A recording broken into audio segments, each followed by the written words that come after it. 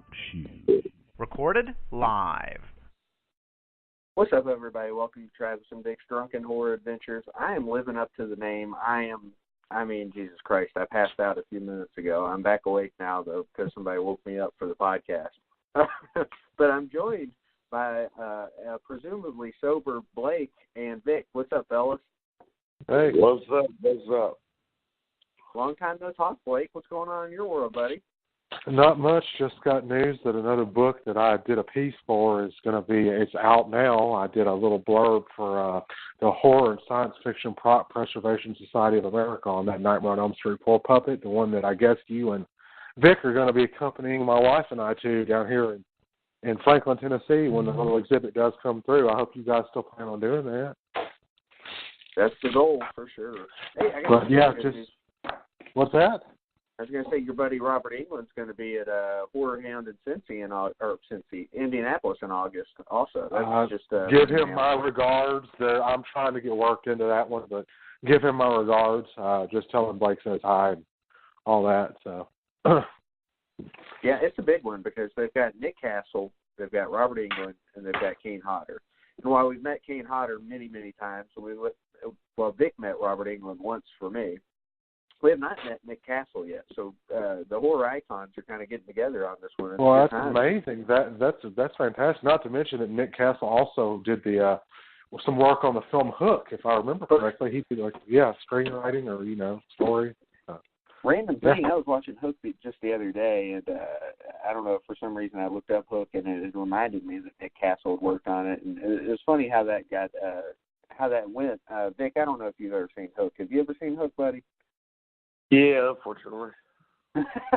Okay, well, so apparently Nick Castle had started on the movie in whatever way possible, and Steven Spielberg's people had heard about the movie and then said they were interested, and the people whoever distributed it, the producers, found out Spielberg was interested, so they gave Nick Castle 6 figures to go away so Spielberg could do it. That makes sense. Yep. But anyway, tonight, Blake, it's kind of a prequel to a show that we did. I mean, how long was it now? Was it 2 years ago or 3 years ago when we actually did this originally? I believe it was closer to 2, I believe. Okay.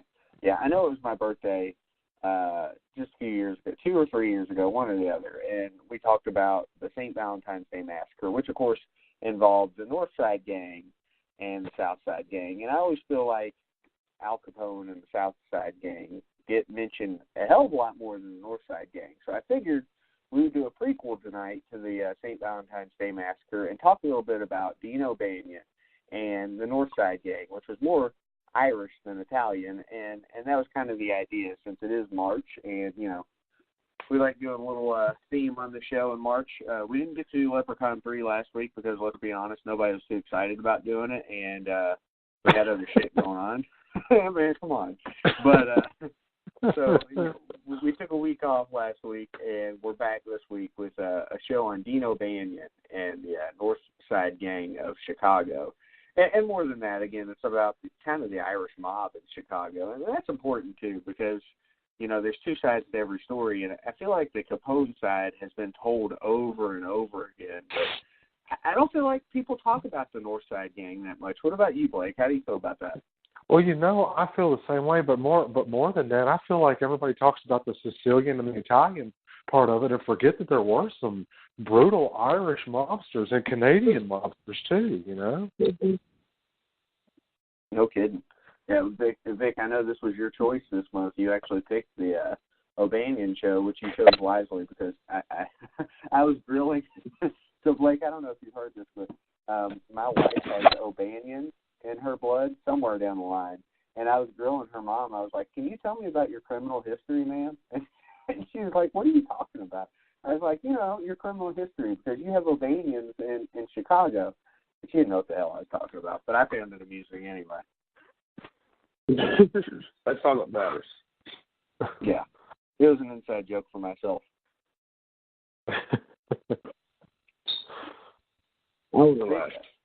Vic, you're a big mob guy. You enjoy the mob. You enjoy things like that. I mean, when you think of the mob, just like Blake said, automatically it just kind of jumps to the Italian mob, whether it's Chicago or it's New York. But, I mean, the Irish mob, like Blake said, it was fucking violent as hell. That's because I was people around it. You know that. Am I putting words in your mouth again, Vic? I'm sorry. What happened? It happens. It happens. What can I say? But, yeah, I mean, so like I said, when you read up on the mob, generally, you know, you think of mafia, you think of the Italian mob, you think of Al Capone, you think of that. But, I mean, as we talked about on the St. Valentine's Day Massacre, you know, you had George Bugs Moran, who was leading the North Side Gang. But before that, you also had, you know, Dino Banyan. And I feel like his story, his death, especially, and we'll get into that later, is one of the most, I don't know, legendary deaths ever. They even portrayed it on Boardwalk Empire, which I've never watched, but I actually watched Dino Banyan's death on there. I haven't seen the show, but I've seen that. Have either of you guys watched Boardwalk Empire? No, but, I mean, I've seen my fair share of pop things. I saw that shit, though. Yeah, I heard it was good. I haven't watched it, though. Didn't Shaq have, and I mean Shaq is the one we know, the fat fellow named Anthony Eves, didn't he have a tattoo of Boardwalk Empire?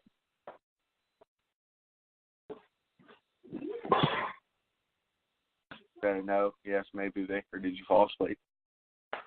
What did you say? Sorry, you was breaking up. I said our buddy Shaq, the one that we know, the fat one, doesn't he have a tattoo of Boardwalk Empire? Oh, I think he does. I think. Okay. I thought so, too. I thought he had replaced some other tattoo with it.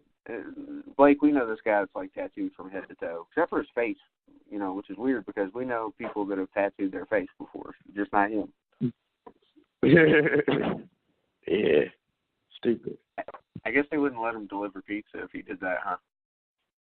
Oh, I don't know. You think there's like a disco for delivery pizza? No idea. I have no idea. I got to assume you at least have to look somewhat presentable. I mean, it's been years. I used to deliver pizza. It's been a long time. Because I think, like, deliver pizza is probably, like, one of the few jobs you could have with the tattoo on your face. You think so? I think a cook would work, too. I mean, it's one of the few jobs you could get as being a felon, right? That in the factory. Yeah, that's about right. So, Blake, over the weekend, we went to Horror Hound in Cincinnati, and we went on a Sunday because we were hoping the crowd would be smaller. It wasn't. And I saw people bitching about it, Vic, because that crowd was fucking huge on a Sunday. I felt like that was the busiest Sunday we've been to.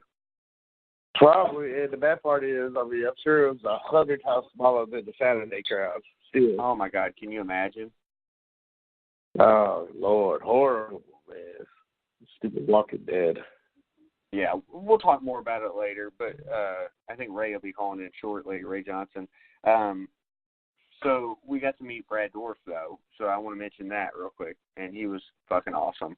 And Vic worries about Brad Dourif's health. Vic thought he looked sickly, but I've always thought he looked sickly.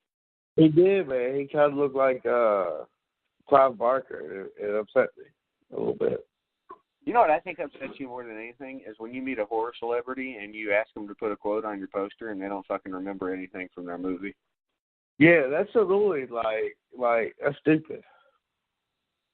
Like when we met Brad Dourif, Vic told him to put whatever quote he wanted, and he was like, "I don't remember anything." And I'm like, "Fuck, man, you were Chucky. You don't remember any of this shit?"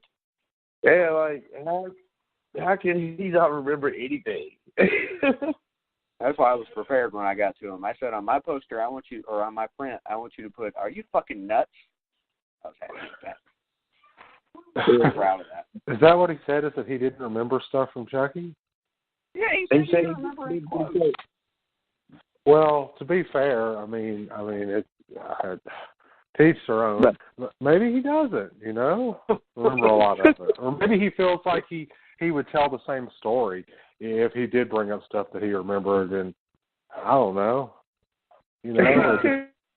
Blake, well, no, seriously. Huh? Blake, you like Dexter, right? The show. Yeah. Uh-huh. You remember Rita, who's played by Julie Benz? Yes, I do. So Vic met her over the weekend because she was in Saw 5. And whenever we met her, he asked her to sign his poster, put whatever quote she wanted. And she was like, I don't remember any quotes from that. I'm like, fuck. That's what my point was. Vic's always getting this shit from people. Yeah, it annoys me. Oh, well, hey, I don't know, man. It's just one of those things. What'd you say, Vic? Listen, I said hers is a little more understandable. His is that's just crazy. Yeah, I mean, he could at least put Friends to the End or something like that. Well, it's funny though, guys. I mean, the last time that I did a con and did a signing at one, the people walked up to the table and asked me what was my intention with the along the lines of what does it mean when these two characters have to see each other die, the two sisters, the Newton sisters, or something along that line. And I was like, it's just there was no real message. It was the horror of you having to watch your sibling die in front of you. That was simply pure and simple what it was for. There's no real but I did go on to say that the brother was actually the one who ended up in Fairview, where you hear about in Nightmare 3 when they found that some kid tried to cut his own eyelids off to stay awake. Mm-hmm. That's the Newton brother. So there was a reason I put it there, but the reason that I put the deaths in there was just because I thought it would be really, really fucked up and awful to have to read about two sisters watch each other. One of them has to watch the other one die. I just thought that would be really interesting and disturbing, and it was. So, I mean, but people ask those kind of questions all the time with these things. And maybe those actors and actresses are just tired of having to try to remember quotes because, I mean, honestly, how many movies have they all done? I mean, I can think of some stuff Brad Dourif has done that I like just as much as Chucky. I liked him as the exterminator in, Graveyard Shift. Yes. Yep. He Yeah. was in that. He was in Aliens 4. He was in the Ghost or the Eyes of Laura Mars, which we talked about with your wife. Remember? One Flew Over the Cuckoo's Nest, which isn't even a horror film, So. Yeah. But anyway. Yeah. Hey, I got to tell you a real story real quick. Since you talked about and if Ray calls in while we're talking, I just messaged him a few minutes ago, so I guess he'll call in when he's ready. Hopefully he's drunk. That's what I'm hoping for. But anyway, I doubt it. You never know. I think he was drunk on the Memorial Day Massacre show, but is what it is. So you talked about, the sister watching each other die. Once upon a time, my job is I represent a health plan that's trying to get back money for accidents that somebody else's fault. So they're trying to get their money back. Anyway, once upon a time, I had a file, and this was, 9 or 10 years ago. These people had gotten into a car wreck. It's these two women, and they were sisters.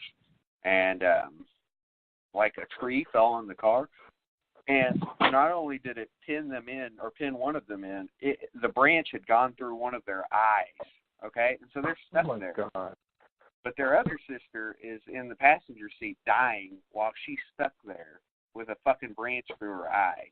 Now, if there's not anything more disturbing than that, I mean, that's so fucked. I mean, that sounds like some shit you'd write about, Yeah, and I mean, it does. And it just goes to show you that not all the time does art imitate life. Often, not all the time does life imitate art. Oftentimes art imitates life. And that's one of those situations where that happens. Just we forget because we're in the horror world that we're so surrounded by this that we become almost immune to the effects of it. We become immersed in that. And I think we sometimes forget how horrible things really are. I mean, look at all the school shootings. Don't get me started, but Jesus, man, I can't believe it. I mean, I'm 33 years old, and already I've read and seen about more stuff than I would have ever thought that I would have, because I was in high school when Columbine happened, and that was terrible, and people talked about that for years, and then the terrorist attacks on the country, right after, so it's like a double whammy, and now all of a sudden all these school shootings, and I'm just like, man, this is awful, and people are still wanting to blame it on horror movies and video games. I mean, get real. I mean, we can't. You can't do Our that. own governor did that. Our own governor. We can't did do that. Our